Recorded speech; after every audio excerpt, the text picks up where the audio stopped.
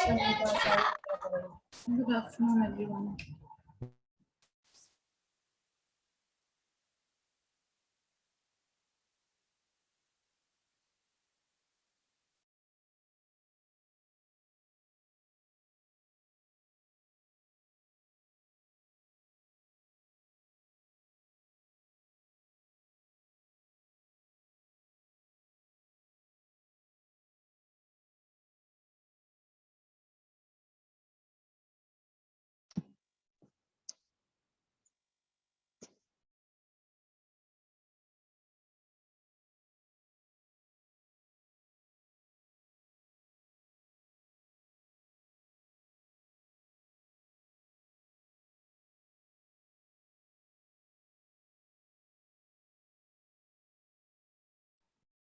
So is the screen visible now, everyone?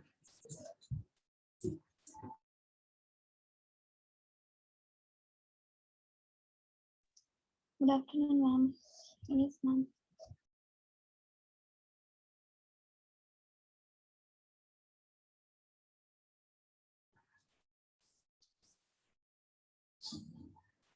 So today we will discuss the last topic of first unit,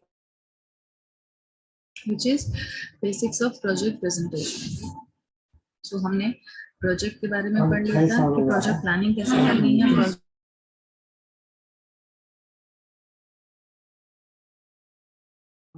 चला last में चल रही है।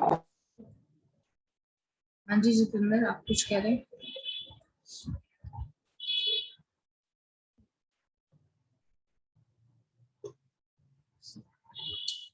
Okay, सो हमने जो अभी तक प्रोजेक्ट के बारे में पढ़ा था, तो हमने पढ़ा था पहले प्रोजेक्ट कि हम उसकी प्रोजेक्ट की रिपोर्ट कैसे बनाते हैं, बेसिकली प्रोजेक्ट क्या होता है, तो उसके क्या क्या पॉइंट्स हम कवर करते हैं, और basically project plan, project implementation, and now it is project presentation.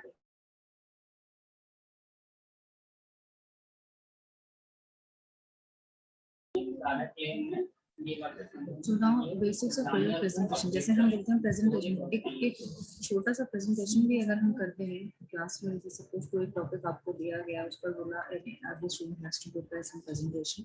That means that you have to learn some important points about that project, and you have to present that what exactly are the related topic meaning, what are the sources, क्या क्या उसमें होता है, किस तरह से हमको क्या करना चाहिए, ये सारी चीजें आप प्रेजेंटेशन में डाल देते. कोई भी प्रेजेंटेशन अगर आपको करनी है मैम.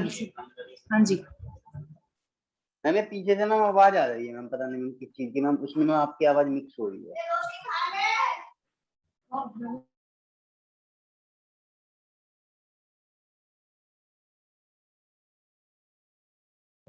अभी ठीक है.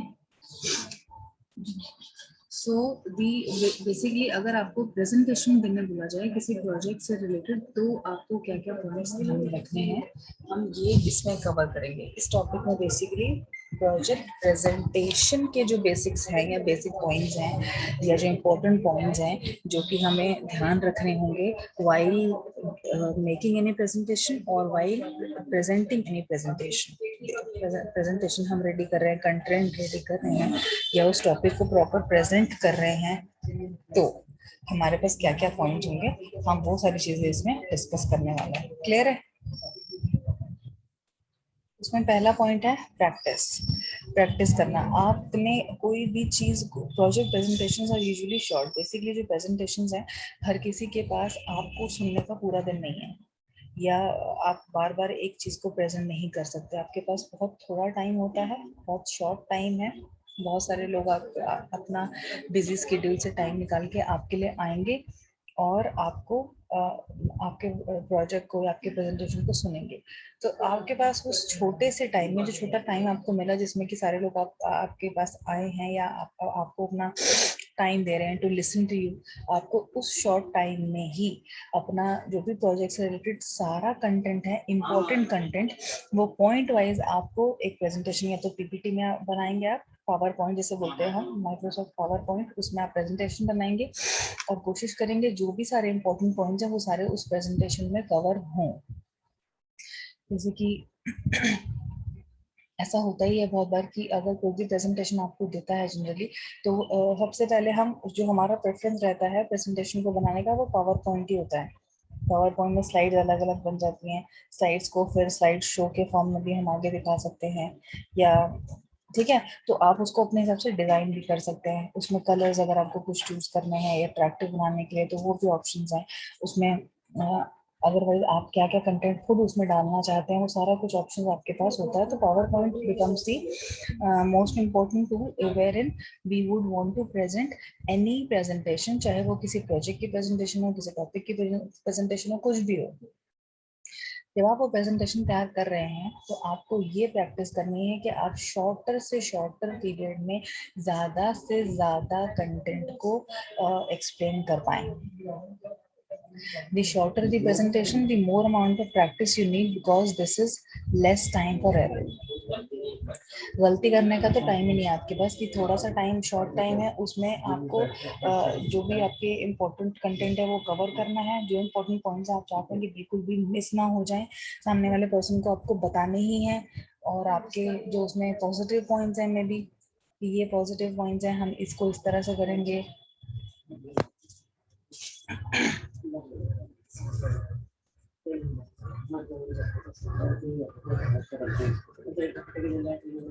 Hold on.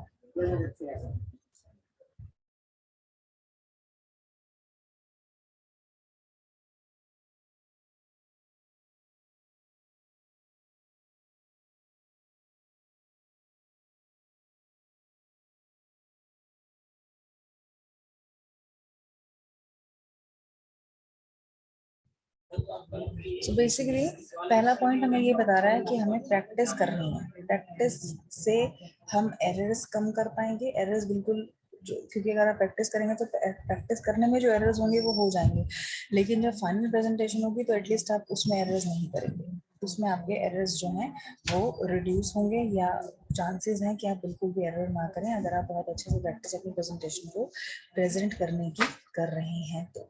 सो दैट अगर प्रैक्टिस से क्या होगा कि आपका जो कॉन्सेप्ट है प्रोजेक्ट का वो आपको वैसे तो पता ही है कि क्या है, लेकिन अगर आप प्रैक्टिस करेंगे तो इससे आपका ये भी क्लियर हो जाएगा कि आप सामने वाले पर्सन को किस तरह से क्लियर करेंगे। वो भी आपकी प्रैक्टिस हो जाएगी कि आपके दिमाग में जो है क्या वो सामने वाले को भी आप वैसे ही बता पा रहे हो, उसी को उस फॉर्म में भी समझा पा रहे हो कि नहीं समझा पा रहे हो। सो प्रैक्टिस से ये हेल्प हो जाती है। अराइव बिफोर टाइम, जिस दिन आपकी प्रेजेंटेशन है, for example you have been assigned a time and date, तो आपको जिस डेट दिया गया है कि okay this will be a presentation date, इस टाइम पे आपको जाना है या इस टाइम पे आपकी प्रेजेंटेशन की मीटिंग है या जो भी है डे, आपको उस टाइम से पहले वहां पहुंचना है, ना कि आप एग्जैक्ट टाइम पर वहां पहुंचोगे। क्यों? क्योंकि there are so many things which you have to plan.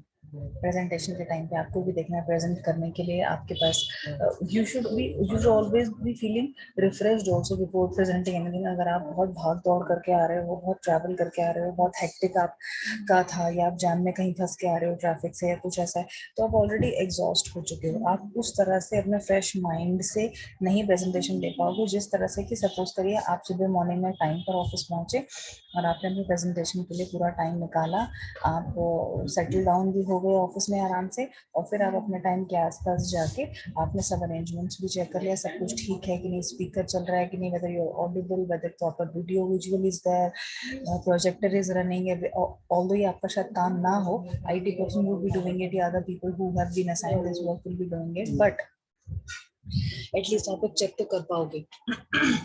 Rather कि आप टाइम से पहले या भाग के अगर टाइम के पास आ रहे हो, टाइम के साथ पहुंच रहे हो वहाँ पे, तो आपको प्रेजेंटेशन एक वो वर्स्ट भी हो जाएगा या वो खराब भी हो जाएगा अगर आप टाइम से पहले नहीं पहुंच रहे हो और रेडी होकर नहीं प्रेजेंटेशन प्रेजेंट कर पा रहे हो, या जस्ट इन टाइम पहुंच रहे हो। जस्ट इन टाइम का मतलब 12 बजे प्रेजेंटेशन है, आप 12 बजे ही पहुंच रहे हो, या 12:01 पे पहुंच रहे हो, या 12 से 1 मिनट पहले पहुंच रहे हो। तो सेम टाइम पे पहुंच के, जस्ट इन टाइम में पहुंच के आपकी प्रॉपर प्रेजेंटेशन तो शायद स्टार्ट कर दो कि आपके प्रैक्टिस तो हो चुकी है, आपको पता है, बट एक जो सेटल डाउन होके एक माइंड पीस, मेंटल पीस से जो काम होते हैं वो नहीं कर पाओगे। So second advisable thing is that we have to reach or arrive before the time. ठीक है, so that you're not breathless, you're not you're prepared, you sound prepared, you sound very calm. Breathless का क्या मतलब है? जैसे हम बहुत cabin में रहते हैं ना, अरे सांस ही चल जाती है, कुछ ऐसा। मैम हाँ जी मैम फिर दोबारा मैम वैसे ही होने लगा मैम, फिर अब मिक्स होने लगी आपकी आवाज मैम।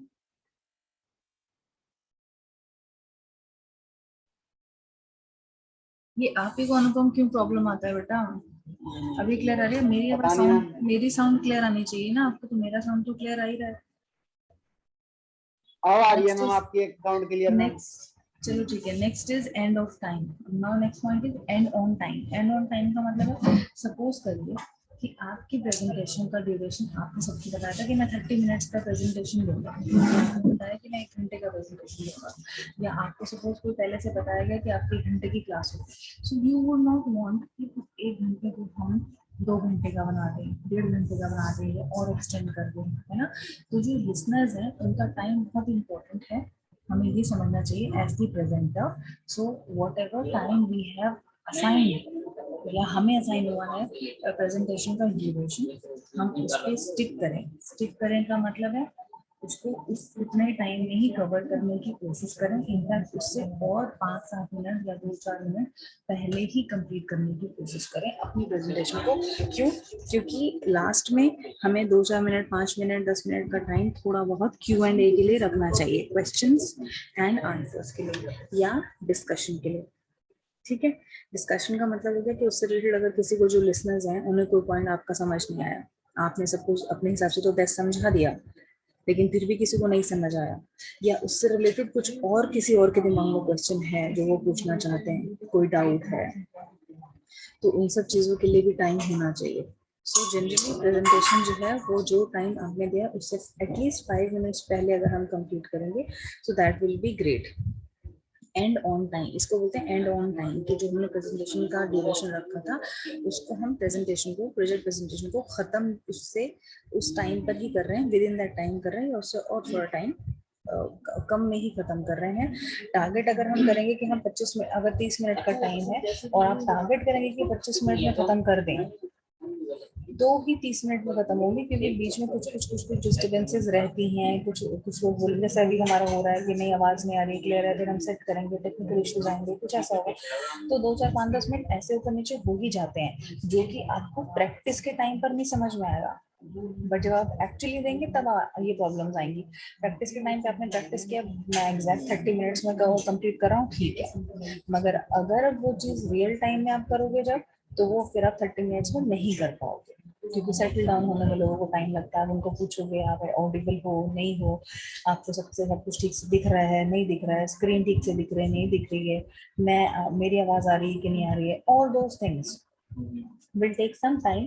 तो हमें टारगेट करना चाहिए कि हम 2-4 मिनट पहले ही खत्म कर पाए प्रेजेंटेशन, सो दैट जो एक्चुअल टाइम हमने दिया है उससे ज्यादा हम टाइम लिसनर्स का कंज्यूम ना करें।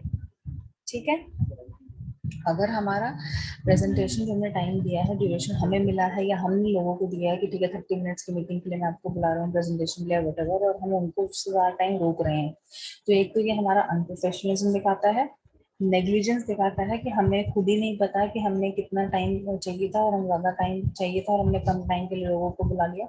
हो सकता है वो उसके इमीडिएट बाद कुछ और प्लान करके आए हैं, या सपोज आपने 12 to 12:30 किसी को बुलाया, हो सकता है 12:35 टू आगे 1 घंटे के लिए उसमें किसी जो पर्सन आए हैं आपके लिए उन्होंने शायद किसी और को टाइम दिया हो, तो आप अगर अपना ही 10 मिनट और एक्स्ट्रा ले जाओगे तो उस पर्सन का टाइम इंपॉर्टेंट है ना, वो फिर अपनी नेक्स्ट मीटिंग को डिले करेगा just because of your unprofessionalism. So and on time. ठीक है, बी रेडी फॉर क्वेश्चंस। ये कोई भी पर्सन अगर प्रेजेंटेशन दे रहा है, प्रेजेंटेशन या कोई, नॉट जस्ट प्रेजेंटेशन, कोई भी पब्लिक स्पीकिंग हो रही है, कोई भी आप इंटरेक्शन कर रहे हो लार्ज नंबर ऑफ पीपल से, तो आपको रेडी रहना है कि क्वेश्चंस तो आएंगे ही आएंगे, कोई कुछ भी क्वेश्चन पूछ सकता है आपसे, and once you will be getting the questions you should be ready और prepared for the answers also, कि आपको पता होना चाहिए कि कौन सा पर्सन कब क्या करेगा, कब क्या क्वेश्चन पूछेगा, मुझे क्या और मैं किस फॉर्म में या किस तरह से पर्सन्स के क्वेश्चंस को हैंडल करूंगा। इट कैन हैपन कि आप जो है अपना नॉलेज को और एक्सप्लोर करें उस प्रोजेक्ट से रिलेटेड। जो आप प्रोजेक्ट कर रहे हैं, प्रेजेंटेशन जिसके लिए, उसके तो आपको नॉलेज प्रॉपर होगी ही होगी। जिन लोगों को आप प्रेजेंट कर रहे हैं उनसे ज़्यादा नॉलेज आपको होगी, क्योंकि आप स्टडी करके आए हैं, आपने प्रेजेंटेशन बनाया है, आप उस प्रोजेक्ट पे काम कर रहे हैं, लोग जो उस प्रोजेक्ट में काम कर रहे हैं आप उनसे जुड़े हुए हैं, है ना। कब क्या काम हो रहा है, कितना कितना काम कौन कर रहा है, कितना काम हो चुका है, कितना काम किस डेट में टारगेटेड है, वो सारा कुछ उन लोगों से ज्यादा आपको पता है। तो आप उनके क्वेश्चंस के आंसर्स बेटर तरीके से कर पाएंगे, क्योंकि दूसरे लोग ना तो उस जगह पर हैं जहाँ पे आप हो, ना उतना ज्यादा उस प्रोजेक्ट के बारे में जानते हैं, और मे बी वो उस प्रोजेक्ट में नए हैं, और जो आप उनको उनके क्वेश्चंस के आंसर्स दोगे उनको उतना ही पता चलेगा और वो आपको बिलीव करेंगे। सो हमें रेडी तो रहना है क्वेश्चंस के लिए, और जो आंसर्स देने हैं हमें, वो हमें राइट आंसर्स देने हैं, so that right things about your project and whatever things are taking place in your project should be transferred to other people in a right way। समझ आ रही है कि दूसरे लोग जो है, सामने वाले लोगों को सारी चीजें सही मिले, आपके थ्रू सही उनके क्वेश्चंस के आंसर्स हों, तो सही उनको प्रोजेक्ट की का स्टेटस सही पता चलेगा। जैसे कि एक एग्जांपल मैं आपको देती हूँ। फॉर एग्जांपल, हम कोई रियल एस्टेट में घर खरीदते हैं, फ्लैट खरीदते हैं। फॉर एग्जांपल हमने कोई फ्लैट खरीदा है, तो हमें उनके लिए बुलाया गया, उस प्रेजेंटेशन के प्रोजेक्ट के लिए उन्होंने हमें बुलाया कि हम इस अपने प्रोजेक्ट में इतने सारे वो टावर्स बनाएंगे, इतने फ्लैट्स होंगे। हम ये फ्लैट, हमारा टारगेट है कि हम अपने प्रोजेक्ट को 3 साल में कंप्लीट कर देंगे, या 2 साल में सपोज कंप्लीट कर देंगे। 2 साल के बाद हम पोजीशन देना शुरू कर देंगे, लोग आकर अपने अपने घरों में रह सकते हैं, है ना। वो 2 की जगह आप समझो कि 4 साल लगा दो आप करने में काम। तो वो हमारी इनिफिशिएंसी थी, हमने प्रोजेक्ट को ठीक से पोर्ट्रे ही नहीं करा, हमें पता ही नहीं था कि कितना टाइम लगाना, और हमने प्रेजेंटेशन में गलत टाइम बता दिया लिसनर्स को, जिन्होंने अब अपना पैसा लगाया, घर खरीदे, हमारे से फ्लैट्स के पैसे दिए, उनको उन्होंने सोच कर दिया था कि हम 2 साल के अंदर अपने घर में रहने लग जाएंगे, और हमने 2 साल में उनको कुछ भी नहीं दिया। सो ये सारी चीजें, या वो अगर हमसे क्वेश्चन कर रहे हैं कि हम कब तक पोजीशन मिल जाएगा, अच्छा तो पोजीशन मिल जाएगा, उसके बाद हम कब तक शिफ्ट कर सकते हैं, शिफ्ट कितनी जल्दी कर सकते हैं, अच्छा 2 साल में आपका क्या प्लान है, कब तक कैसे कैसे करोगे, तो आप बताओगे फर्स्ट 6 मंथ्स में हमने ये कवर करना है, नेक्स्ट 6 मंथ्स में हमने ये कवर करना है, नेक्स्ट 2 मंथ्स में हमने ये कवर करना है। वो सारी चीजें आपको पता होगा, जो प्रेजेंट कर रहा है, यानी कि बिल्डर या रियल एस्टेट पर्सन, राइट।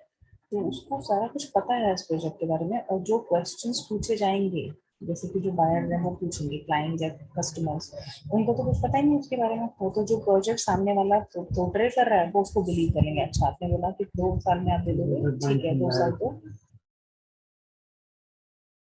2 साल के लिए तो हम वेट कर सकते हैं, ठीक है। अब आप 4 साल में किसी को दो तो फिर वो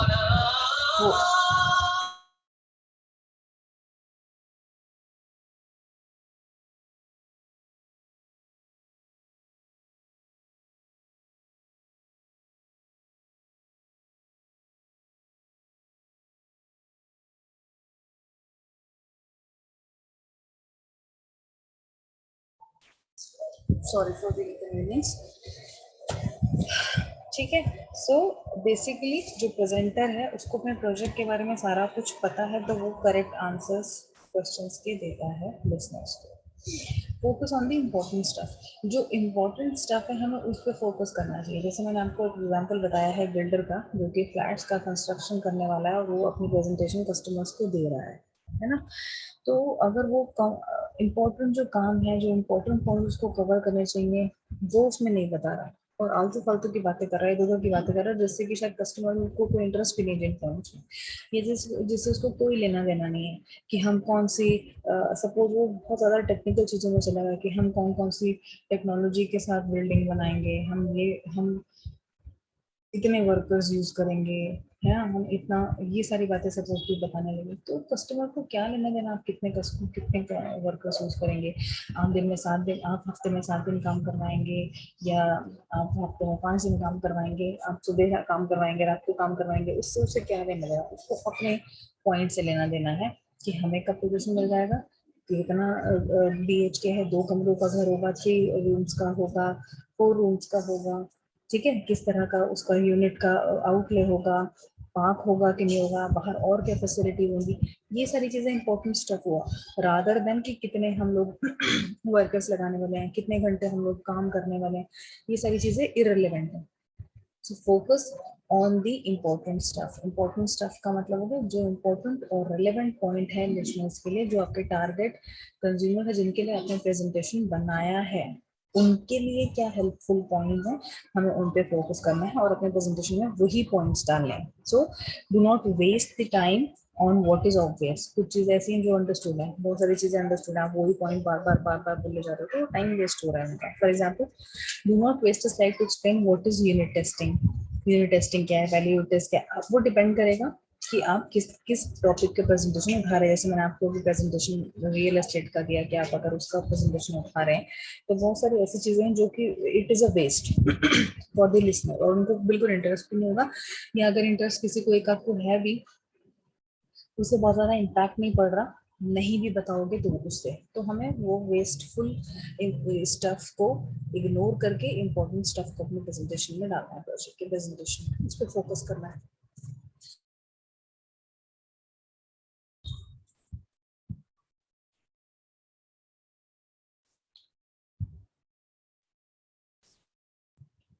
ऊपर से ओवर सेलिंग क्या होता है बता सकता है कोई? ओवर हम ये सेलिंग, बताए ना हाँ जी, ma'am, over filling. Over selling लिखा नहीं, अवॉइड ओवर सेलिंग, मेरी स्क्रीन तो दिख रही है ना आप लोगों को?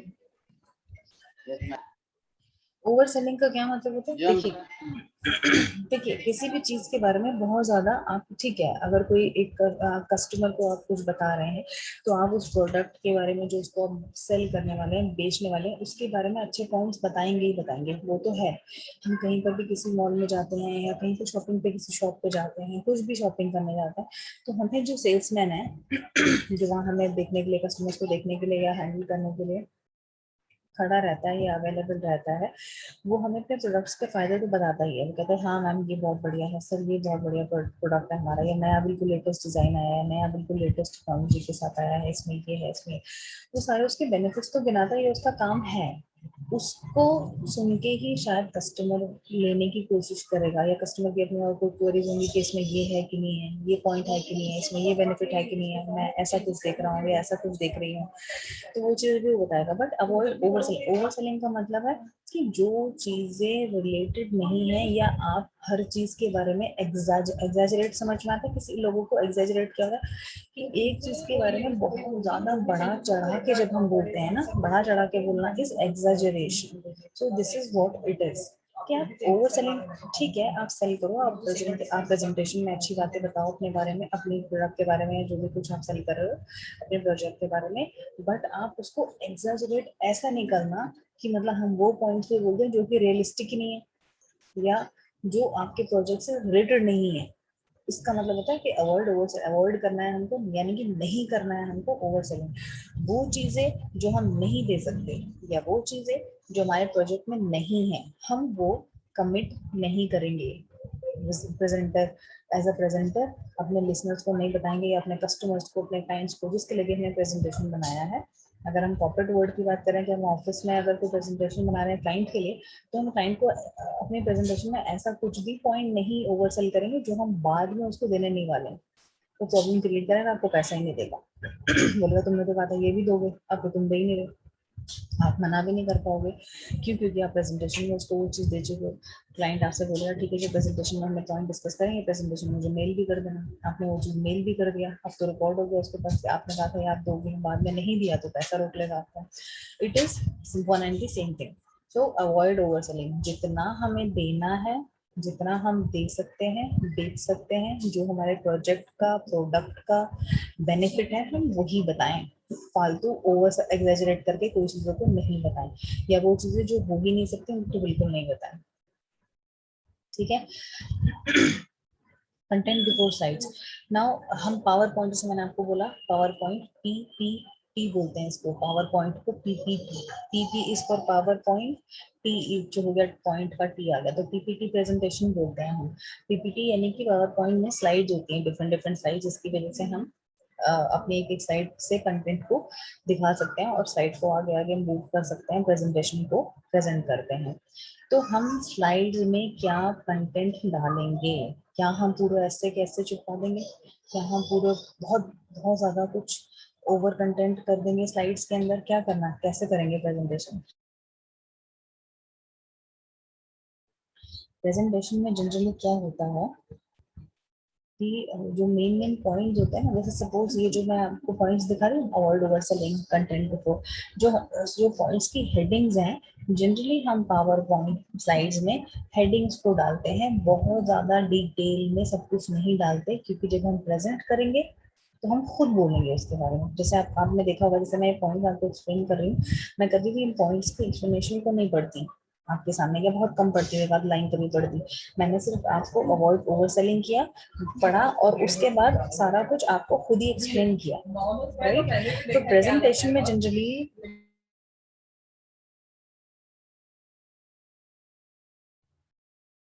सो बेसिकली प्रेजेंटेशन जब हम करते हैं, प्रेजेंट करते हैं जब, तो हम बेसिकली जो स्लाइड्स में कंटेंट डालेंगे ना, पावर पॉइंट स्लाइड्स में जो हम कंटेंट डालेंगे, वो बहुत डिटेल में नहीं होना चाहिए, पॉइंट्स वाइज ही होना चाहिए। या हम उससे रिलेटेड कोई पिक्चर डाल दें तो वो अच्छी बात है। तो पिक्चर देख के आदमी को ज़्यादा अच्छे से समझ आता है कि अच्छा किस चीज़ के बारे में बात हो रही है। पिक्टोरियल फॉर्म में हम ज़्यादा अच्छे से समझ पाते हैं और आदमी को याद भी रह जाता है, पिक्चर्स याद रह जाती हैं, कंटेंट याद नहीं रहता। तो कंटेंट बिफोर स्लाइड्स का मतलब है कि हमें कंटेंट स्लाइड्स में क्या डालना है वो बड़ा ध्यान रखना है हमको। बहुत ज्यादा मोनोटोनस नहीं हो जाए, बहुत ज्यादा डिटेल में ना जाए, कोई नहीं पढ़ने वाला उतना लंबा लंबा, आप ऐसे कहीं से उठाकर छेड़ दिया पूरा, उसका कोई मीनिंग ही नहीं है। आप एक्सप्लेन करो पॉइंट्स को, आपको एक्सप्लेन खुद करना है जब आप प्रेजेंटेशन दे रहे हो तो, कि उस पॉइंट का क्या मतलब, आपने क्यों रखा है वो पॉइंट, ठीक है? So content before the slide is to be finalised by you, कि आपकी प्रेजेंटेशन की जो स्लाइड्स हैं, पीपीटी स्लाइड्स हैं, उसमें आपने किस फॉर्म में कंटेंट रखना है, टेक्स्ट में रखना है ज्यादा, पिक्चर्स में रखना है ज्यादा, है ना? और बहुत ज़्यादा डिटेल में हमें टेक्स्ट पे नहीं डालना है। हर स्लाइड आप सोचो अगर पूरी भरी भरी सारी स्लाइड्स हों, बहुत सारे वर्ड्स हों, तो ना तो आप ही पढ़ पाओगे प्रेजेंटेशन में, और ना ही जो लोग लिसनर्स बैठे हैं वो एज अ मतलब एज अ रीडर तो आए नहीं है पढ़ने, तो उनको भी इंटरेस्ट नहीं होता। इससे बेटर है कि उससे रिलेटेड कोई पिक्चर आप डाल दो, that will be more interesting to see also. लोगों को प्रेजेंटेशन में प्रोजेक्टर पे जब वो देखेंगे तो वो अच्छा भी दिखेगा और बोरिंग नहीं दिखता। Never talk faster to catch up. Faster का मतलब क्या होता है? जैसे कि स्पीड जो होती है, स्पीड बोलने की स्पीड जो होती है, अगर आप बहुत स्पीड में बोलते हो तो बहुत सारे वर्ड्स हैं जो हम क्लियर नहीं बोल पाते, क्लियर नहीं बोल पाते, तो सामने वाले आदमी को क्लियर सुनाई नहीं देता, सुनाई नहीं देता, तो उससे वो कुछ और मीनिंग भी निकल सकता है, या एग्जैक्ट जो मीनिंग आप बोलना चाह रहे हो, आप बोल भी रहे हो, आपको पता भी है, आप ठीक भी बोल रहे हो, मगर बस बस इसलिए कि आपने वो फास्ट बोल दिया, स्पीड में बोल दिया, लिसनर को ढंग से समझ नहीं आया, उसने कुछ और मीनिंग समझ लिया, वो गलत हो जाता है। उससे क्या होगा फिर, अगर आपने कोई चीज़ फास्टर बोली, किसी को समझ नहीं आया, अब वो बीच में आपको इंटरप्ट नहीं कर रहा, वो फिर आपको सोचेगा कि जब ये क्वेश्चन आंसर राउंड होगा हमारा लास्ट में, तब मैं ऐसे क्वेश्चन पूछूंगा, तो फालतू में क्वेश्चन आपका बढ़ गया जिसमें कि कोई रीजन है। फिर आप क्लियर करोगे क्या आपने क्या समझा, अच्छा नहीं नहीं मैंने ऐसे नहीं बोला था, मैंने तो ये बोला था, इसका मीनिंग ये है, फिर उसको भी समझ आ जाएगा, तब आप धीरे बोलकर बताओगे, उसको समझाओगे ठीक से। सो इट्स बेटर कि हम पहले ही थोड़ा जो है फास्टर ना बोल के तरीके से बोलें, सो दैट हमारा कंटेंट क्लियरली समझ आए लिसनर्स को, और हम फास्टर ना बोलें, क्योंकि जब हम फास्ट बोलते हैं तो हम अपने वर्ड्स को थोड़ा सा क्लियर नहीं बोलते, और अपने वर्ड्स को थोड़ा सा क्या बोलते हैं ना कि हम अपने वर्ड्स को खा जाते हैं, तो हमें सामने वाले को क्लियर वर्ड समझ में नहीं आते। फास्ट नहीं, उतना फास्ट नहीं बोलना चाहिए, ठीक है? उतना स्लो भी नहीं बोलना चाहिए, जैसे बहुत सारे लोग आपने देखे होंगे, कुछ लोग होता है बहुत जल्दी जल्दी जल्दी जल्दी बोलते हैं, बहुत जल्दी बोल देते हैं कोई भी चीज़, तो उसमें आदत अगर हमें है उसको सुनने की तो हमें कई चीज़ें समझ आ जाती हैं, बट अगर आदत नहीं है, नहीं समझ आ नहीं आपको समझ आता कि या कोई नया पर्सन है या कोई प्रेजेंटर तो ऑफकोर्स नया ही है, तो फिर वो आपसे क्वेश्चंस करेंगे। सो इसीलिए ज्यादा फास्ट बोलने की जरूरत नहीं है। ज्यादा फास्ट बोलने में एट टाइम्स ये भी समझ में आता है कि आप क्या कॉन्फिडेंस कम है आप में, या क्या आपको समझ आपको आप जल्दी जल्दी खत्म करना चाहते हो, क्या आप इंटरेस्टेड नहीं हो वो काम करने में, क्या करना चाहते हो। सो इसलिए never talk faster to catch up, ठीक है। हमें तेज स्पीड में या फास्ट स्पीड में नहीं बोलना है। 1 मिनट दीजिए मुझे, मैं अटेंडेंस प्ले कर लेती हूँ।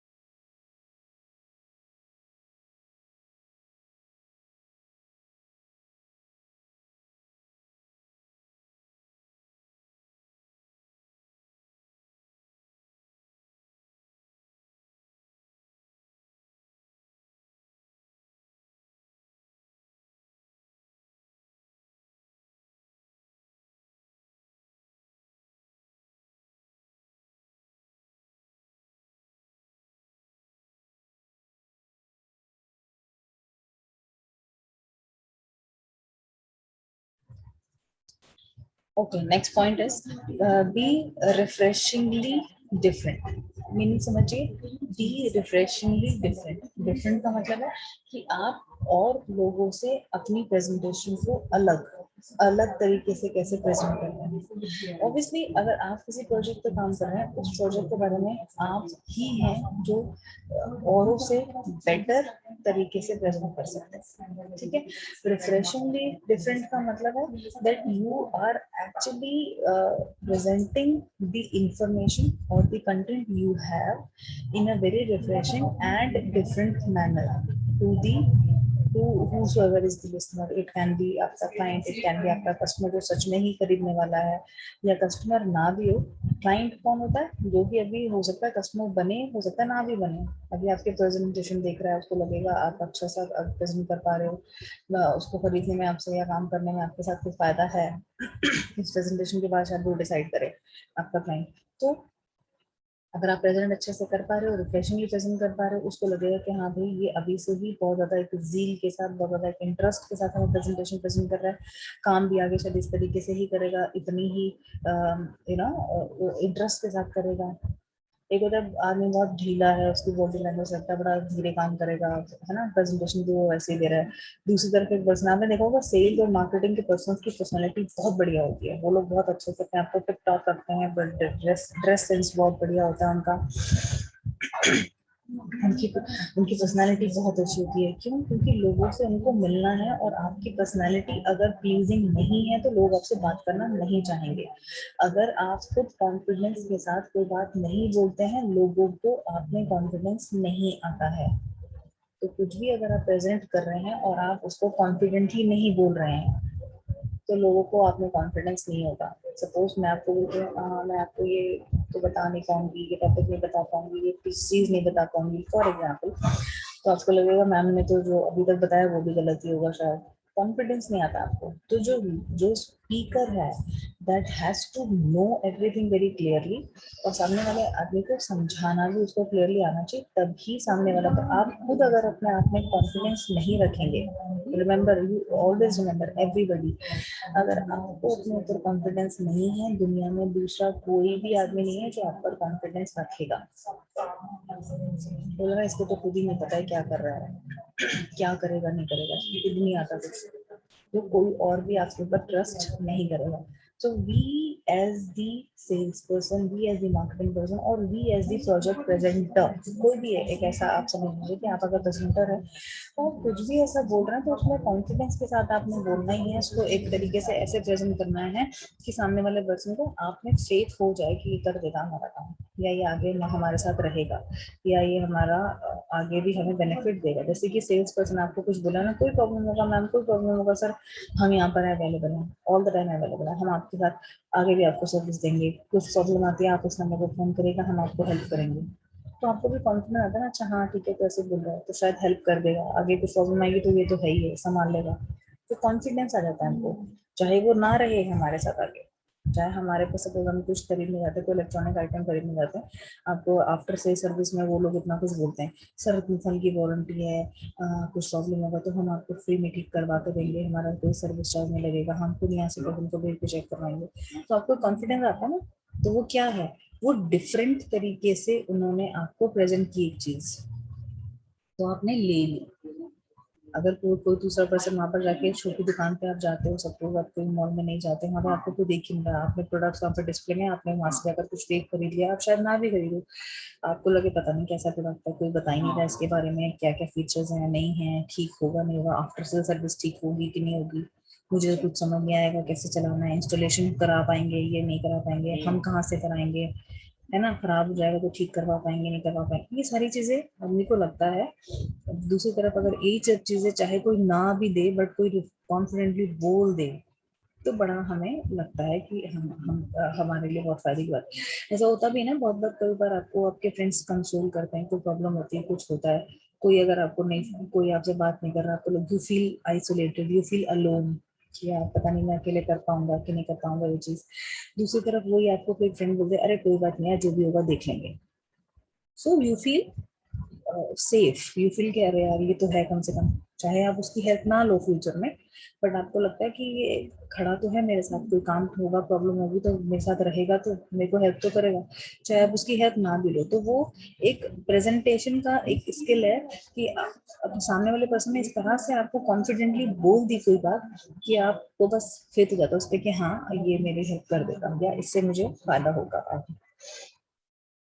Next is vanish Murphy from the Murphy, एक बेसिकली एक एक्सपर्ट थे पहले, उन्होंने क्या बोला है कि हम कोई भी प्रोडक्ट है उसको कैसे यूज करना है, इसको बोलते हैं डेमो, डेमो देना, डेमोन्स्ट्रेट करना, डेमोन्स्ट्रेट को हम शॉर्ट फॉर्म में डेमो बोल देते हैं कि एक डेमो देके दिखाना, ठीक है।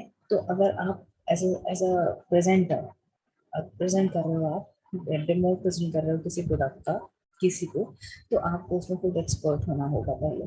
ऐसा नहीं कि आप पहली बार खुद ही उस प्रोडक्ट को पहली बार चला रहे हो, आपको उसके फीचर्स नहीं पता, आपको पता नहीं कौन सा बटन कब प्रेस करना है, क्या प्रोसेस है, कैसे किस बटन से क्या होगा, तो ऐसा नहीं होना चाहिए। what we will as a presenter do is we will have to पहले ही एक तो हमें प्री रिहर्स्ड करना होगा, यानी कि पहले से हमें प्रोसेस पता होना चाहिए, हम पहले से रिहर्सल करके रखेंगे। अब सपोज करिए आपको कोई सपोज कंपटीशन में पार्ट लेने के लिए बोला जाता है, तो आप पहले ही फर्स्ट टाइम जाकर थोड़ी स्टेज पे खड़े हो जाओगे बिना कुछ प्रिपरेशन के, आप पहले रिहर्स करोगे, प्रिपरेशन करोगे, same goes with presentation also. आप किसी को कोई चीज प्रेजेंट करने जा रहे हो, आप पहले से खुद ही उसके बारे में बहुत ज्यादा डिटेल में स्टडी करोगे, कंटेंट डेवलप करोगे और रिहर्सल भी करोगे, चाहे वो डांसिंग हो, चाहे वो सिंगिंग हो, चाहे वो प्रेजेंटेशन हो, कुछ भी हो, हम हर चीज के लिए प्री डिटरमाइन करते हैं कि हमें क्या करना है उस पर्टिकुलर टाइम पे, और रिहर्सल भी हम उसकी पहले से करते हैं, ताकि जब हम फाइनल दे रहे हैं प्रेजेंटेशन किसी भी चीज का तो उसमें कोई गलती ना हो। और वो बिना रिहर्सल बिना प्रैक्टिस के नहीं आता। तो कभी भी हम डेमो देने जा रहे हैं तो हमें पहले से ही समझना है कि हमारे पास टाइम जो है वो बहुत कम है, उस बहुत कम टाइम में हमें सामने वाले को इम्प्रेस करना है, उसमें ही अगर हम खुद ही फंस जाएंगे उसको बताने में तो बहुत खराब इंप्रेशन पड़ता है, और सामने वाला पर्सन शायद और 4 लोगों को बताए this is not good for you और फॉर अस। तो basically we have to take care of our expertise before the demo. ये इतना ही अभी डिस्कस करते हैं, कल करेंगे बाकी जो भी बचा है। ठीक है, ड्रेस सूटेबली से कल से डिस्कस करते हैं। कुछ पॉइंट्स अगर नहीं समझ आए, कोई क्वेश्चंस है तो बताइए, या फिर कल की क्लास में भी ले सकते हैं क्वेश्चंस, ठीक है। क्लियर हो रहा है आप लोगों को, सभी को जो मैं बता रही हूँ सबको समझ आ रहा है ना?